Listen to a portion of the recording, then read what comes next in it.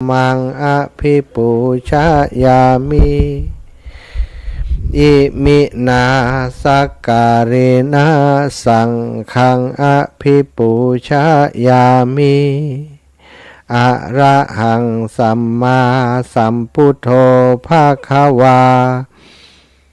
พุทธังภะคะวันตังอภิวาเทมิกราบ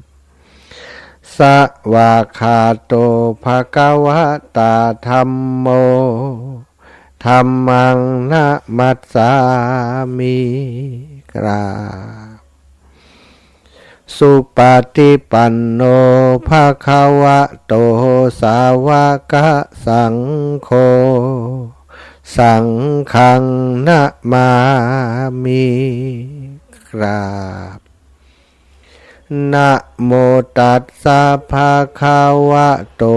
อะระหะโตสัมมาสัมพุทธัสสะนะโมตัสสะภะคะวะโตอะระหะโตสัมมาสัมพุทธัสสะนะโมตัสสะภะคะวะโตอะระหะโตสัมมาสัมพุทธัสสะพุทธังสารนังคัจฉามิธัมมังสารนังคัจฉามิสังฆังสารนังคัจฉามิ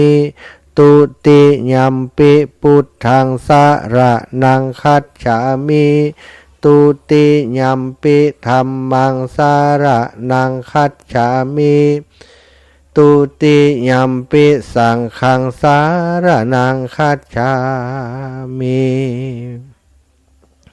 อิติปิโสภะคะวะอะระหังสัมมาสัมพุทโธวิชชาจารณะสัมปันโนสุขโตโลกาวิทูอนุตตโรปุริสธรรมสารถิสัทธาเทวมนุษสานังพุทโธภะคะวะติสวากขาโตภะคะวะตาธัมโมสันทิฏฐิโกอากาลิโกเอหิปัสสิโกโอปัญญิโกปัจจัตตังเวทิตัพโพวินโยหิติสุปฏิปันโนภะคะวะโตสาวกสังโฆอุชุปฏิปันโนภะคะวะโตสาวกสังโฆยายะปฏิปันโนภะคะวะโตสาวกสังโฆสามิจิปฏิปันโนภะคะวะโตสาวกสังโฆยัตถิทางจัตตาริปุริสยุคานิอัฏฐปุริสปุคลาเอสะภะคะวะโตสาวกสังโฆอาหุนายโยปาหุนายโยทักขินายโยอัญชาริการะนิโยอนุตตรังปุญญเขตังโลกัสสาติกราบพระพร้อมกันอีกครั้งหนึ่งเนอกราบหนึ่งพุทธังวรันตังสิรสานะมามิกราบสองธัมมังวรันตังสิรสานะมามิกราบสามสังฆังวรันตังสิรสานะมามิศรัทธาญาติโยมไหว้พระสวดมนต์ทำวัดเรียบร้อยลำดับต่อไปก็จะได้สนทนาอุจาเรื่องราวดีๆที่ประสบพบเห็นผ่านเหตุการณ์ในวันนี้กิจกรรมดีๆที่อาตมาภาพและครูบาอาจารย์พระสงฆ์องค์สังฆเจ้าได้กระทำได้เป็นผู้นำบุญได้เป็นสะพานบุญให้กับศรัทธาญาติโยมมีโอกาสได้ทำกิจกรรมดีๆกันได้เล่าถึงเรื่องราวที่ผ่านไปเมื่อสักครู่ตะกี้นั้นก็คือกิจกรรมการเทศน์มหาจารย์ตั้งธรรมหลวงที่วัดบันใหม่วังเหนืออำเภอวังเหนือจังหวัดลำปางซึ่งก็เป็นครั้งแรกคราวแรกที่เปิ่นตั้งกันเป็นเรื่องเป็นราวสถากุเตือนั้นบักครบ13กันก็มี ตั้งทำหลวงแต่ปีนี้ท่านอาจารย์พระครูธีรพงศ์พิสิทธิ์นะรองเจ้าคณะอำเภอวังเหนือสมปานเจ้าอาวาสเปิ่นก็ตั้งใจว่ามันได้ครบ13กันแล้วก็เจริญปอนเจิญจวนศรัทธาญาติโยมสาธุชนตลอดถึงสมณะศรัทธาตั้งหลายตัวมาเป็นเจ้าภาพร่วมกันซึ่งก็มีศรัทธาสมณะศรัทธามูลศรัทธาที่ได้ทราบข่าวการตั้งทำหลวงก็ได้มาช่วยกันเป็นเจ้าภาพศรัทธาอีป่ออีแม่ตั้งหลายอาตมาภาพนะก็ได้แจ้งบอกไปในรายการพอสมควรนะมีเวลาก็แจ้งบอกเรื่องงานตั้งทำหลวงของท่านอาจารย์ท่านพระครูธีรพงศ์พิสิทธิ์นะก็มีศรัทธาญาติโยมส่วนหนึ่งก็ได้โอนปัจจัยมาเนาะมาร่วมบุญในวันนี้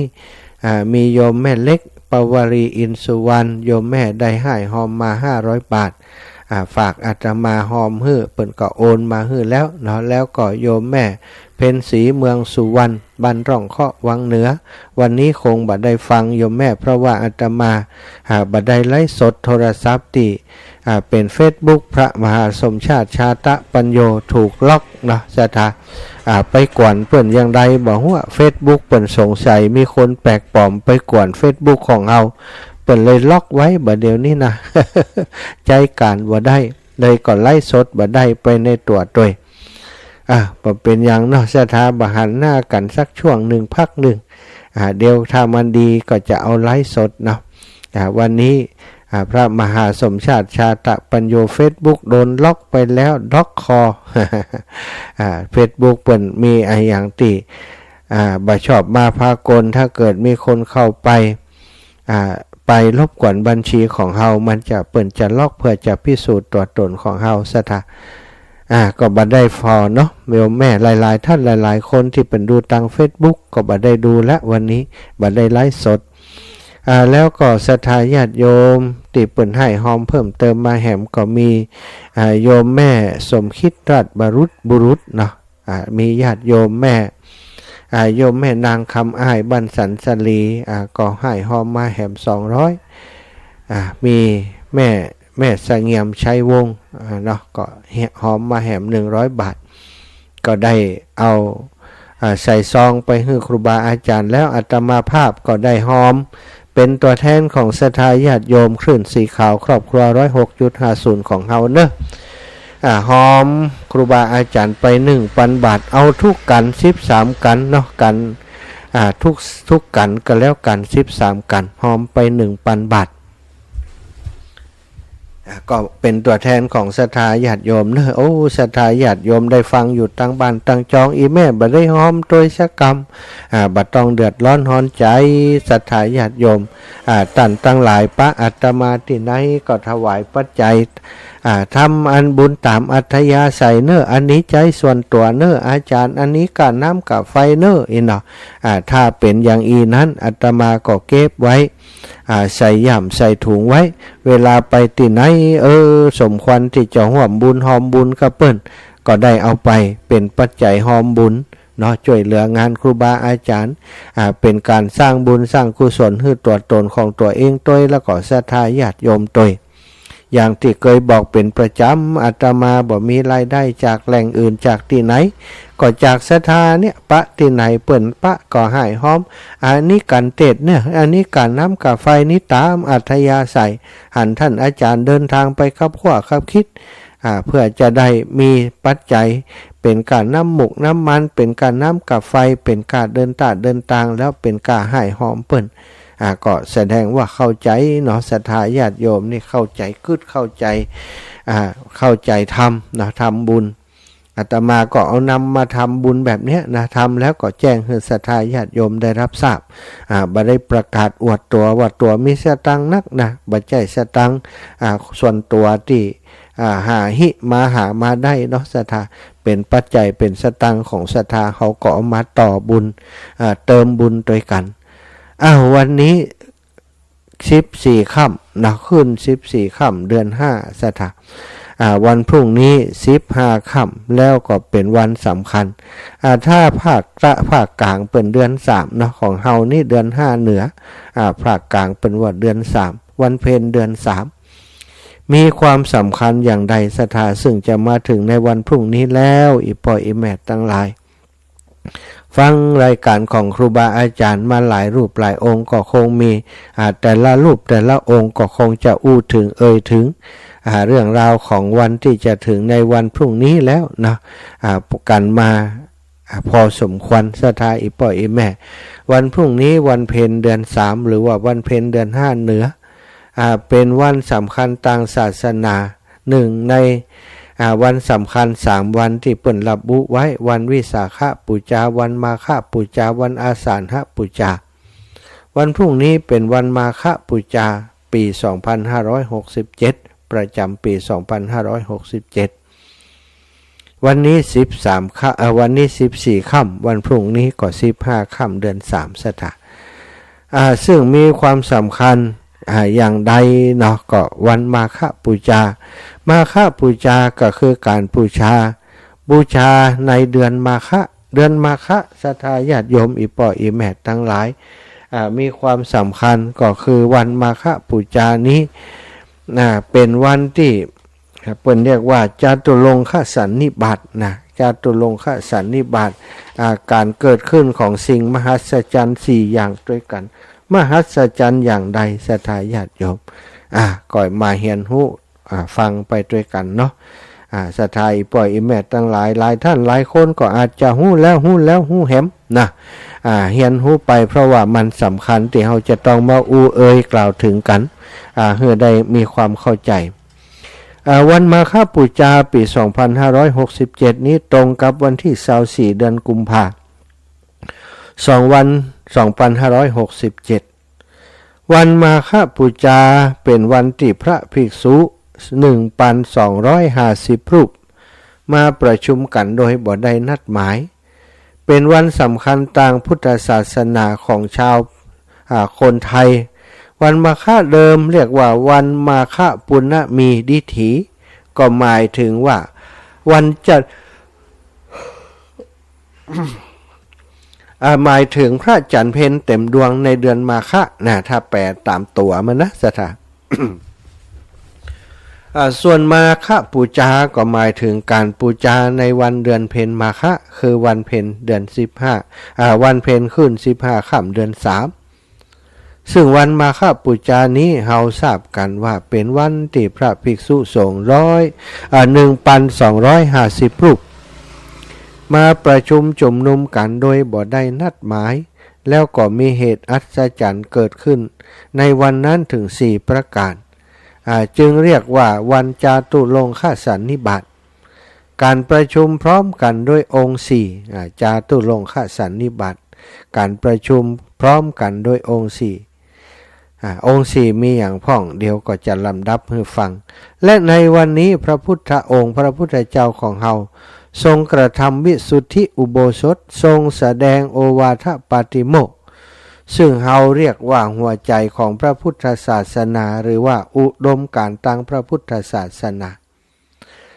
ศรัทธาญาติโยม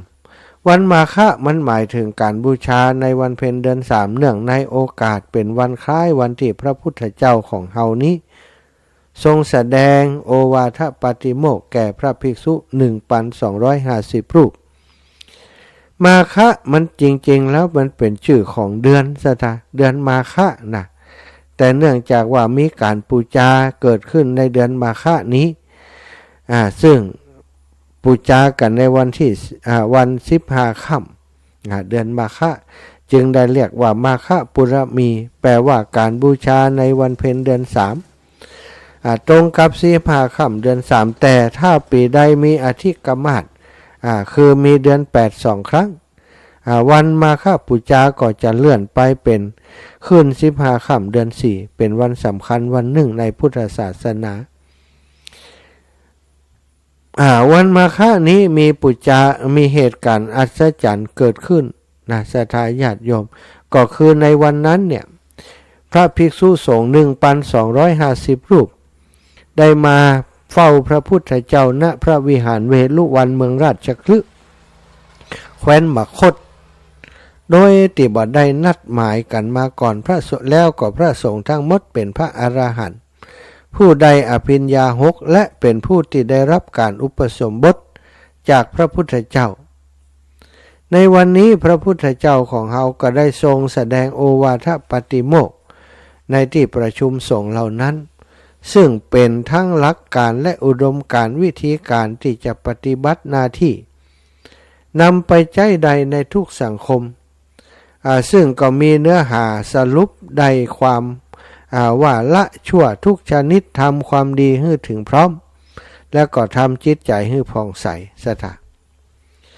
ส่วนที่เกี่ยวกับพระพุทธเจ้าหลังจากที่พระองค์ได้ตรัสรู้ได้9 เดือนขณะนั้นเมื่อเสร็จพุทธกิจแสดงธรรมที่ถ้ำสุกรขาตาแล้วพระองค์ก็เสด็จมาประทับที่วัดเวลุวันเมืองราชคฤห์แคว้นมคธประเทศอินเดียในปัจจุบันซึ่งวันนั้นตรงกับวันเพ็ญเดือนมาฆะหรือเดือน3ในเวลาบ่ายพระอรหันตสาวกของพระพุทธเจ้ามาประชุมพร้อมกันณที่ประทับของพระพุทธเจ้านับเป็นเหตุอัศจรรย์มีองค์ประกอบ4ประการที่เรียกว่าจาตุรงคสันนิบาตจาตุละแปลว่า4องค์แปลว่าส่วนสันนิบาตแปลว่าการประชุมรวมกันแล้วจาตุรงคสันนิบาตสถานกล่าวคือ1เป็นวันที่พระสงฆ์สาวกของพระพุทธเจ้าจำนวนถึง 1,250 รูปมาประชุมพร้อมเพรียงกันที่เวรุวันวิหารในกรุงราชคฤห์โดยบ่ได้นัดหมายถ้าปัจจุบันนี้ก็มันจะคงบ่อัศจรรย์หยัง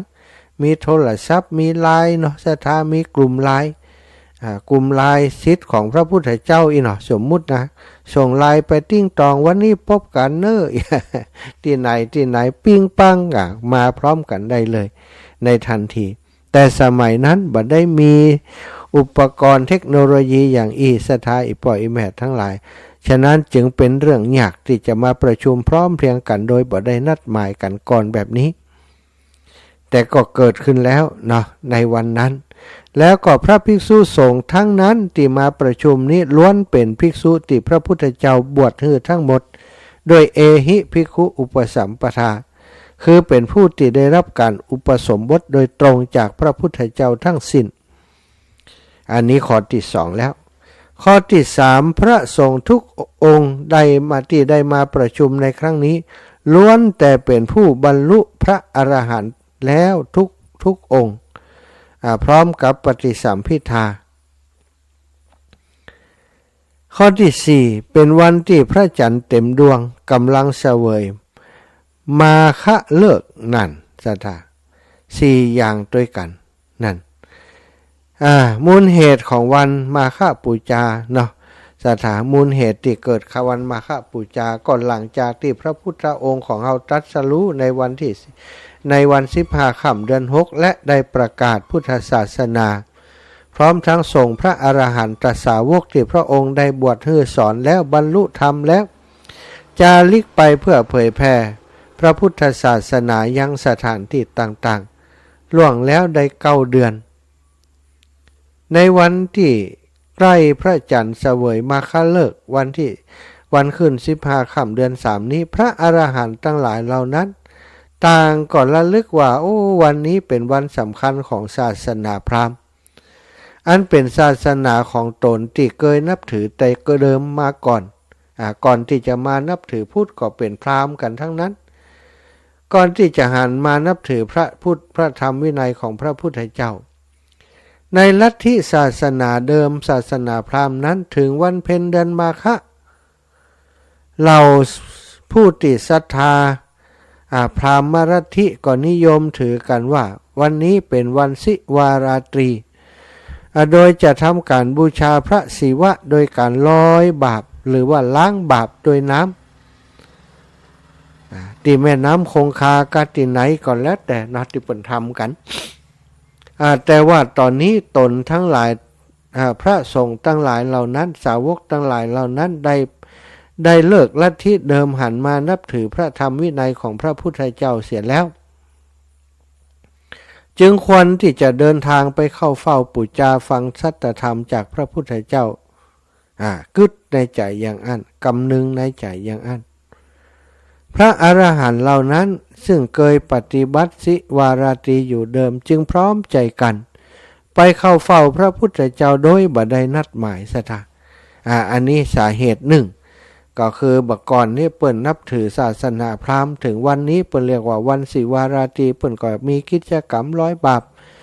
ตามความเชื่อของเปิ้นแต่วันนี้เฮาได้ไป100 บาปแล้วว่ะเพราะบาปของเฮาบ่มีในตัวแล้วเป็นพระอรหันต์กันหมดแล้วเป็นลูกศิษย์พระพุทธเจ้าควรที่จะไปหาพระพุทธเจ้าก็เลยปากันไปมีผู้กล่าวว่าสาเหตุสำคัญที่ทำให้พระสาวกทั้ง250 องค์มาประชุมพร้อมเพรียงกันโดยบ่ได้นัดหมายมาจากในวันเพ็ญเดือน3คติพราหมณ์เป็นพิธีสิวาราตรีพระสาวกเหล่านั้นซึ่งเคยนับถือศาสนาพราหมณ์มาก่อนจึงได้เปลี่ยนจากการรวมตัวกันทำพิธีชำระบาปตามพิธีพราหมณ์มารวมตัวกันเข้าเฝ้าพระพุทธเจ้าแต่นี่ศรัทธาก็เป็นเหตุเป็นผลนะที่เปิ่นได้ก้อนไกออกมาให้เฮาได้เข้าใจว่ามันเป็นอย่างนี้เองแล้วในวันนั้นพระพุทธองค์ก็ได้แสดงโอวาทปาติโมกข์หลักคำสอนสำคัญของพุทธศาสนาหรือว่าคำสอนนั้นเป็นหัวใจเป็นอุดมคติของพุทธศาสนาได้แก่พระพุทธพจน์3คาถา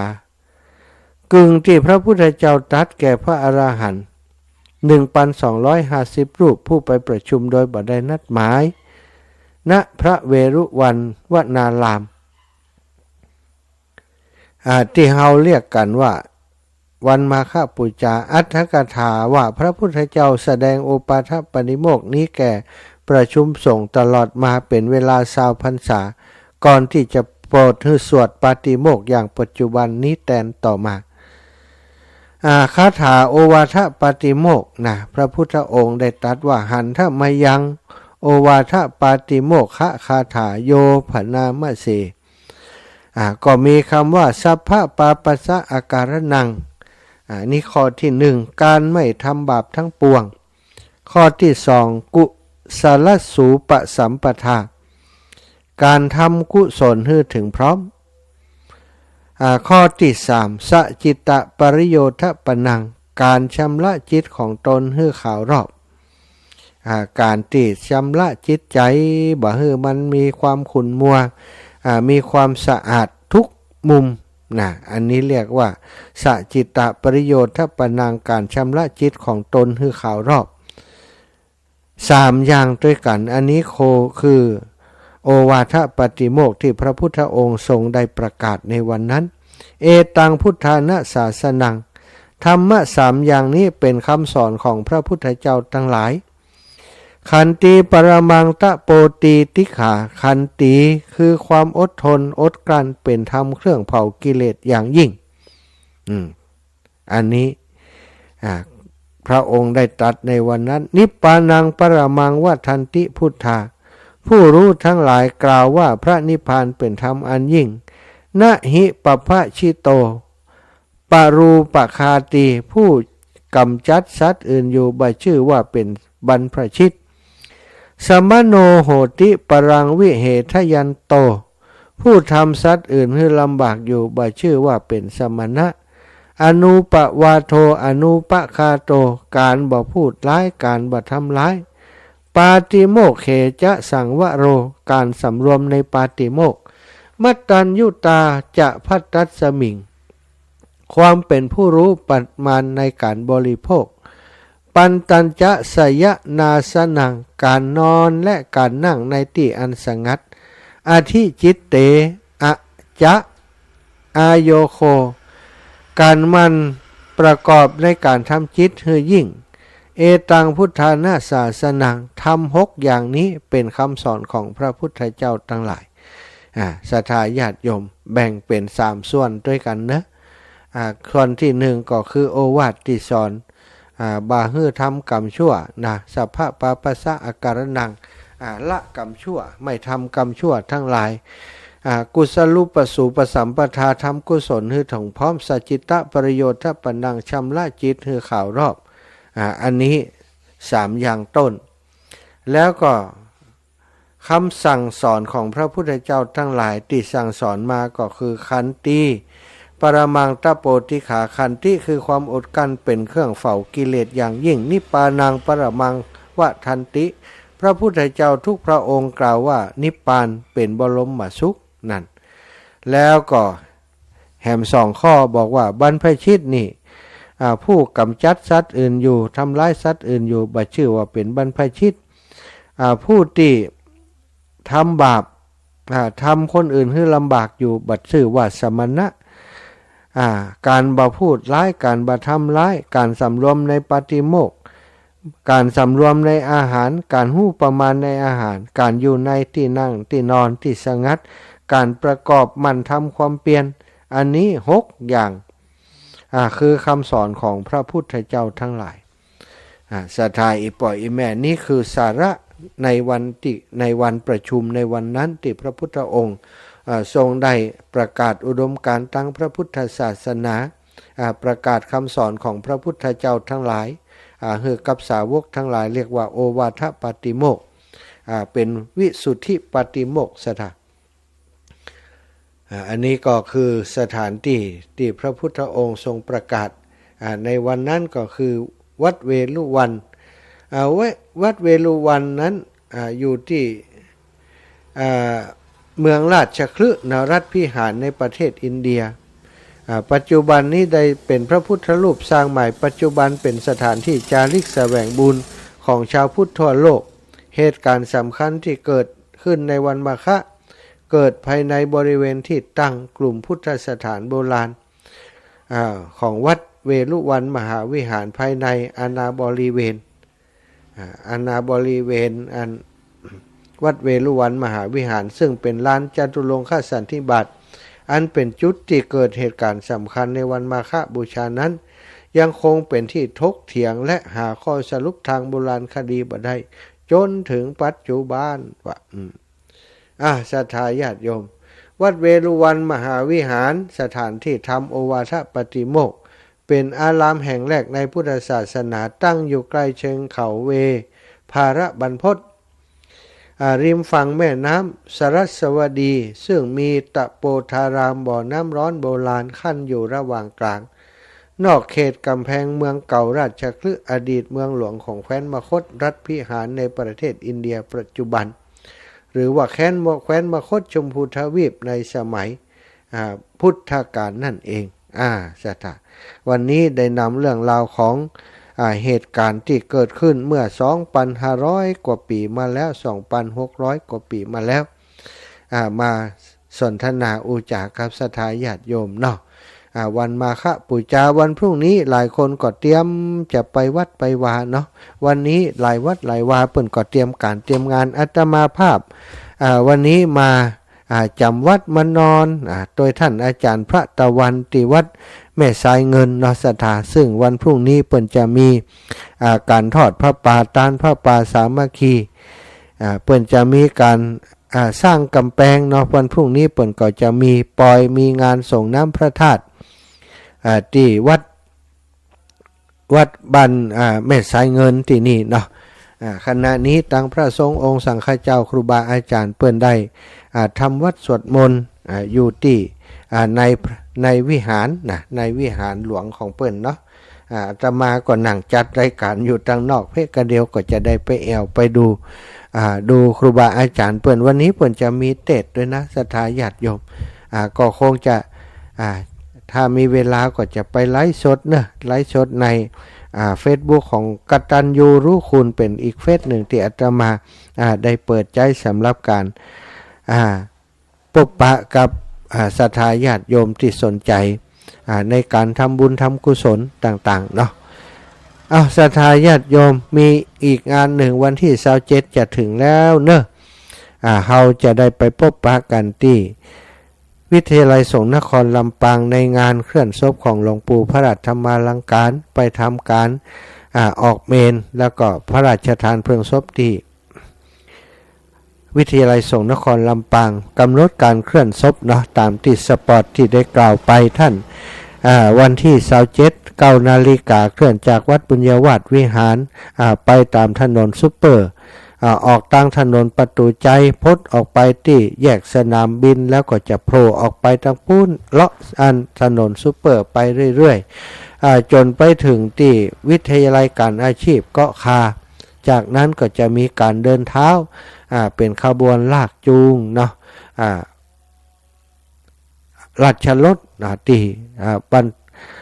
บรรจุศพของพระเดชพระคุณหลวงปู่ไปสู่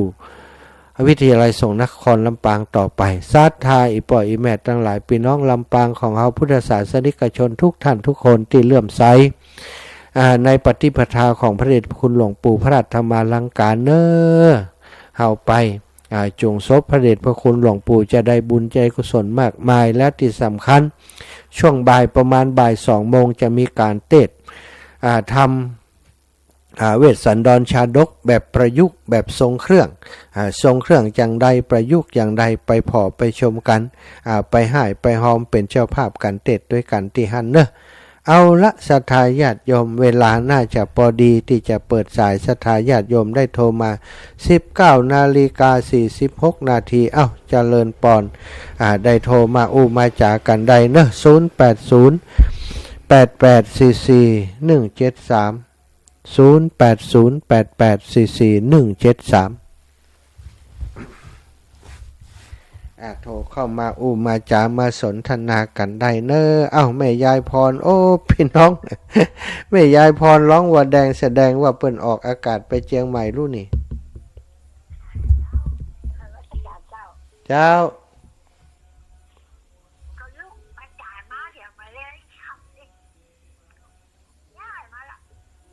ย้ายมาไหน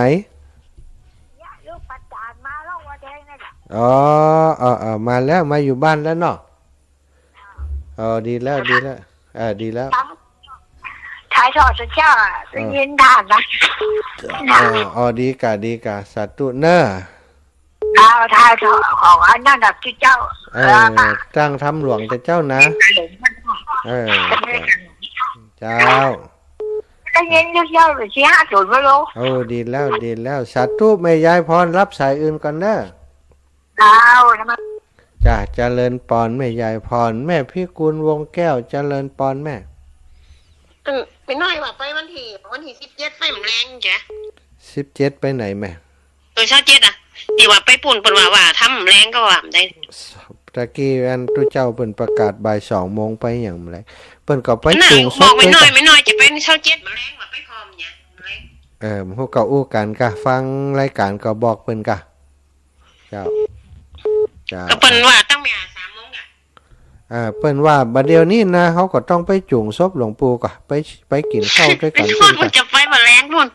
ไปมาแรงก็จบข่าวไปพอหยังแรงก็เพิ่นก็มีก็สวดได้ก็ตั้งทำหลวงก็ตั้งอย่าไปสวดเพิ่นว่าไปฟังเพิ่นสวดฟังสวดก็ฟังสวดถ้าไปฟอเปิ้นเทศนี่ท่านเสน่ห์กันลงเปิ้นเทศประมาณบ่าย2 โมงนั่นว่าเสน่ห์กันลงเปิ้นเทศพร้อมอันนี่เทศพุ่นเลย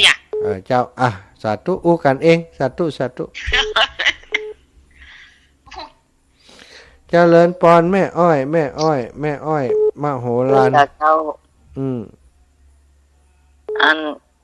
กำลังฟังนี่มันอันบ้านนี่กับเป็นสวดเบิกกลางหมู่บ้านนี่สวดแล้วกะเจ้าวัดสิริเตากำลังจะมาเจ้าดีแล้วเปิ้นสวดกุปีล่ะสวดกุปีดีกะตอนที่โควิดเข้าบ้านเข้ามานั่นเป็นยุดสวดไป2 ปีดีละ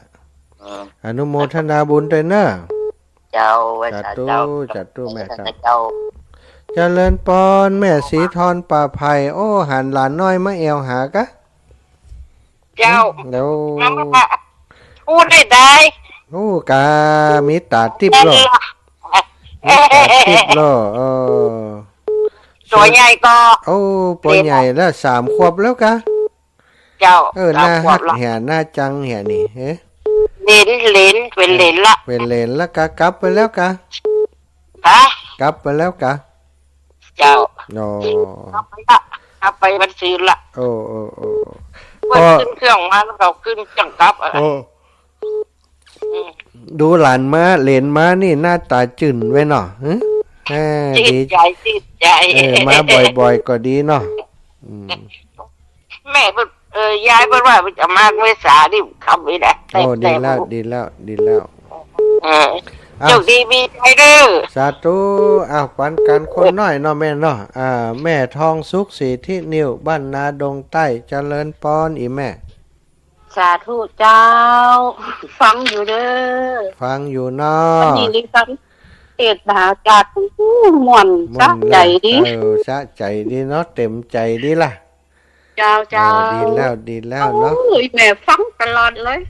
พยายามเชื่อมรายการลิงก์รายการให้สถานได้ฟังหลากหลายหน่อยเจ้าสาธุเนอแม่เนอว่าพระมหานี่เข้าใจคนเฒ่าดีสนัดดูเข้าใจการเผยแผ่น้ำธรรมเนาะก็อาศัยหลายอย่างเนาะเปิ่นมีกิจกรรมดีๆเขาก็ไปถ่ายทอดให้เปิ่นแล้วก็ส่งไปให้เจ้าบ้านได้ฟังด้วยกันเจ้าสาธุนะแม่นะเจ้าสาธุเจ้าเจริญปอน3761นมัสการครับผมแฟนพันธุ์แท้ครับมาแล้วแฟนพันธุ์แท้ธรรมะคลายเครียดแม่ก็เหมือนละแฟนพันธุ์แท้ดีแล้วดีแล้วติดตามกันเพื่อกำลังใจกันไปเนาะครับโอ้ท่านผู้นี้ก็ดีมากเลยครับดีมากเลยครับเนาะโอ้ขอบคุณหลายๆเป็นสาระเนาะเป็นวันมาฆบูชาเนาะวันนี้เนาะแม่กาครับมีสาระดีครับเนาะครับผมตัวไว้กำลังใจท่านนะครับสาธุขอบคุณแฟนพันธุ์แท้นี่ครับนมัสการครับแฟนพันธุ์แท้เจริญปอนแม่นวลโยมแม่เจ้าไว้สาเจ้าวันนี้วันได้ฟังเจ้าประเทศมหาจากนะเจ้าประเทศหาจัดเจ้าเลยต่อยาวสุดไม่ได้ฟังแม่ไปพัฒนาวัดคนผูกจะมีสงน้ำพระธาตุวัดนี่นะได้ฟังแค่ฟังวันนี้ม่วนๆถึงนั้นน่ะเสียดายล่ะเสียดายมาเป็นนางมันแล้วไปแล้วผ่านไปแล้วมันจึงมีอย่างอยู่เนาะขวาควายลังว่องอย่างหลวงปู่ว่านะหนักอ่ะสาธุแม่เป็นกำลังใจเนอะเจ้าเจริญปอนแม่น้อยทาอาสาไม่ค่อยสาเจ้าแม่พังอยู่นะทางฟังตู้ปีเคเทศนะเจ้าแม่พังอยู่นะวันเดียวเจ้าดีแล้วแม่ฟังออกเลย3ช่วงกันนะ3กันอ่ะดีเนาะฟังต่อเนื่องกันไปจ้าแม่เป็นกำลังใจเนื้อทันเด้อสาธุเจ้าแม่ขอบคุณหลายๆเจ้าโมทนาด้วยนะเจ้าเจริญปอนแม่วันนาสุริยะรังสีเจ้าอันท่านนั้นทำไอ้นั่นเจ้าก็แม่ก็เจ้าแม่เป็นธรรมะเจ้าแม่หอมมาต่อใดก็แม่หอมมาแบบไม่ได้หอมแม่จะขอท่านก่อนไงธรรมะนะยังวันที่ปุ่นน่ะวันที่30มีนาปุ่นแม่เดี๋ยวจะจดไว้ให้แม่หอมต่อใดหอม100เดียวเจ้าแม่วันนาสุริยะรังสี100 บาทหอมซุปท่านเนี่ยหลวงปู่เนาะแหม100เนาะ200อันนี้มันจะฝากยาเย็นไปเนอะยาเย็นเพิ่นจะไปยาเย็นจันทบนี่กะเจนนั่นน่ะกะเจนอะไรก็ลืมนามสกุลมันเย็นทับมากเนี่ยเจ้าโยมแม่เจ้าได้ใจคำเนี่ยไม่เย็นใจคำเนาะเจ้าได้พูดกับนั้นเพิ่นมาเพิ่นจะไปถ้าไปงั้นแม่ก็จะฝากไปเนอะเจ้าได้แม่เจ้าอันนี้เตียนแทนธรรมะนิทานออกแม่ก่อนเนาะสาธุเจ้าแม่เจ้าขอบพระคุณนะเจ้านมัสการเจ้าสาธุอายุ80ปลายเท่าเสียงดังฟังชัดอยู่แข็งแรงมากชัดเจนถวายความเคารพตุลุงประเมินแล้ว6 นาทีได้แล้วเวลาแล้วจ่าทันเวลาอยู่สาธุตุลุงเจริญปอนแม่บัวขี้เจ้าไว้เจ้าพระจางเจ้าวันนี้ในใจร่างแม่ท้องม่อนแก้วบุญเลี้ยงมาปุถาคอมทำหมาดวันนี้100เด้อเจ้าท้องม่อนแก้วบุญเลี้ยงบ้านตูดเหลืองโบฮา เจ้าแม่ทองม้วนแก้วบุญเรืองอ้าวถือว่าประกาศไปแล้วเนาะเจ้าเดี๋ยวแม่บอกนี้สิขอเลขบัญชีตู้หัวเจ้าเดี๋ยวค่อยขอนอกรายการก่อนเจ้าโยมแม่ถนอมนามวงโยมแม่ถนอมนามวงโทรมาช่วงนี้ก็ได้เนอะโยมแม่ถนอมนามวงเจริญปอนแม่เจ้าเดี๋ยวนี้อยู่ไหนนะอยู่วังเหนือแม่อยู่วังเหนือดูหักขาตัวของเหนือร้อยคือนุ่งครบนะเจ้าแม่หัวไปไข้เลือดออกเจ้าอูก็ยุงพุ่นกะแม่ไปบอกยุงไปครบตู้อีกอะอูกับยุงพุ่นกะบอกให้ยุงไปครบตู้อีกอะถ้าดูอย่างบ้านเขาแค่บอกกับบ้านนี่ทำกันให้สาธุขอบคุณอีแม่หลายเจ้าบุญรักษาศรัทธาญาติโยมเท่าแก่อีป่ออีแม่ตั้งหลายเนาะอยู่ยังบันยังจองวันนี้บอมอีหรอได้ฟังเปิ่นตั้งจำหลวงได้ฟังเปิ่นเทศนั่นมหาจัดเต็มอกเต็มใจนะวันนี้หลายรูปหลายองค์ท่านอาจารย์พระมหาสมชาตินันทธรรมิโกวัดหนองยาวเนาะอำเภอเวียงป่าเป้าก็ไปเทศท่านอาจารย์พระอธิการเสวตปัญญาวชิโลท่านเสเนกาลงก็ได้ไปเทศเจ้าปีเกดานุพลมุนิวังโสก็ได้ไปเทศแต่ละตนแต่ละองค์รูปสุดท้ายตะกี้ก่อนจะถึงค่ำยามแรงนี่ก็ท่านพระครู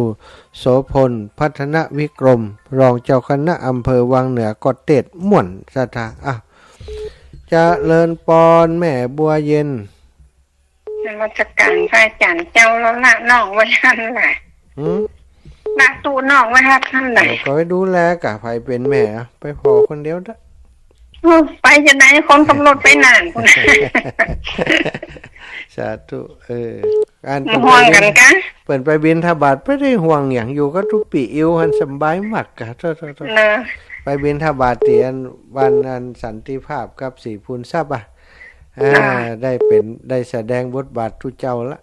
พุ่นต่อสัญญาแหม 2-3 วันพุ่นเอาที่26ว่าจะเสื้อที่26ล่ะจะมาอันนะจะกลับมาอันนะต่อ26ว่ากะ26มาจะมาซื้อกินตู้จะอยู่ห้างซื้อก็ได้แล้วว่าไปอาจารย์นะกะอาจารย์ใหญ่นะกะมันจะซื้อแต่ก็รอทุกปีแต่วันรอเฮาไปพร้อมกันก่อนชายันโตเหี่ยกำกะ